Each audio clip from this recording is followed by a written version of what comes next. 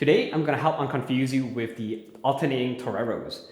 When I first saw the torero, it looked like a pretty simple and straightforward move. So this is the torero. It's kind of like a low whip out movement, but you anchor one hand on the hip. So this is the low whip out with one hand, but now I'm holding the rope as well with my left hand and keeping my left hand on my right hip.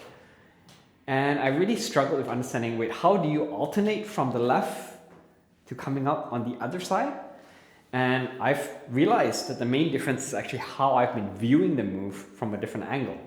So what you're actually doing for the alternating toreros is you're not trying to go from a torero on one side to a torero on the other side. It doesn't work because what's happening is if I do torero on my right side, and let's say I'm facing the camera at this moment, south is underhand, north is overhand, and I'm actually facing west, right? So when I'm facing west, the challenge is when you try to do it with your left hand, see that now I'm actually facing east because I'm going underhand now on my right side. So that becomes south, and then overhand is north, and now I'm actually facing east. And the main challenge there is you can't go from east to west directly because then your rope's actually fighting the momentum. So what your rope is trying to do is basically go from this to this, and there's no stopping motion in between. So how do you alternate toreros then? The difference is in turning your body. So what do I mean by that? You're not trying to go from a right side to a left side torero. What you're doing is you have torero on the right side, and then now you turn your body towards the right, and you have the torero on the left side now, right? So left side, and now if I turn back to the left, I have it on the right. Turn on the other side, okay? So the first thing to realize is it's the change in direction by turning, not by going from a torero on one side to the other side right away. So to practice alternating toreros, we will start with a torero on the right side. And what we will need to do is we need to turn into the torero, turn into it on the right side, so that our left hand can come over to the opposite side. You can't turn to the left because your left hand is already on the back of your right. There's no way for you to get the rope to the other side. So you turn to your right side. So torero, now you turn a bit more to the right side. And as you turn to the right side, your left hand is going to come from behind your hip. It's going to actually trace your body, like come around like this, over from the right hip to the front. And now your left hand is going to go to your left hip. So basically it's changing positions. So what you have is right hand here, left hand at right hip. And then as you turn around, it becomes this hand comes over and this hand comes to the left hip. So I'll show that. Right torero, turn, and now your hand has changed position. Now it's the left hand doing a torero on the left hip. And then the same, when you turn back, you have to turn into the torero. So this time you're turning left, and now you can see my right hand is coming over, and my left hand is coming over as well.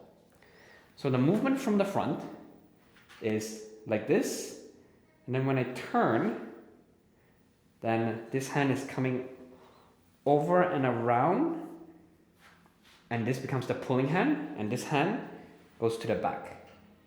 And then when I turn back again, it's going to go over and around and back. So there's your hand's always close to your hip, but it's kind of switching positions.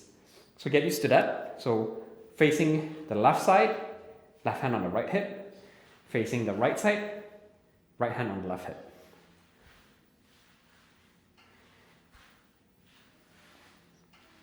And what you want to do with the other hand as well is just kind of keep them on the opposite hip, because that's kind of similar to that motion that you would get when you're pulling in the rope. So right hand on left hip, trace around. Now left hand on right hip. And trace around like this. So showing it from the side, right now I have left hand, right hand, left hip.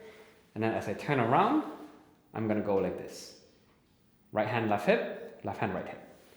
And then again, trace around, trace around.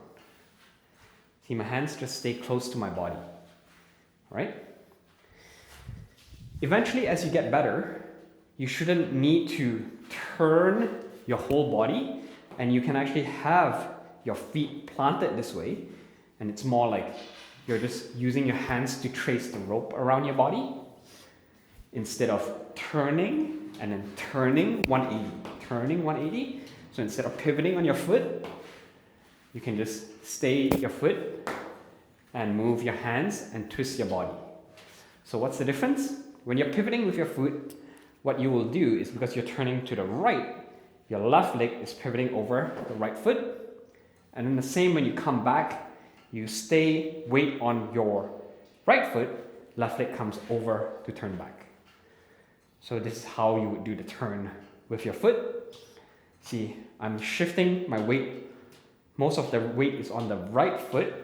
My left foot is going to step over. Now my left foot is going to step back. So eventually, if you want to get more of that twist, instead of relying on turning and opening up your legs, by keeping your feet both in the same direction, it will encourage your back to turn a bit more. You can even incorporate some counter rotation and lift the opposite leg up when you turn. So if I turn to the left side, my left leg comes up. If I turn to the right side, my right leg comes up.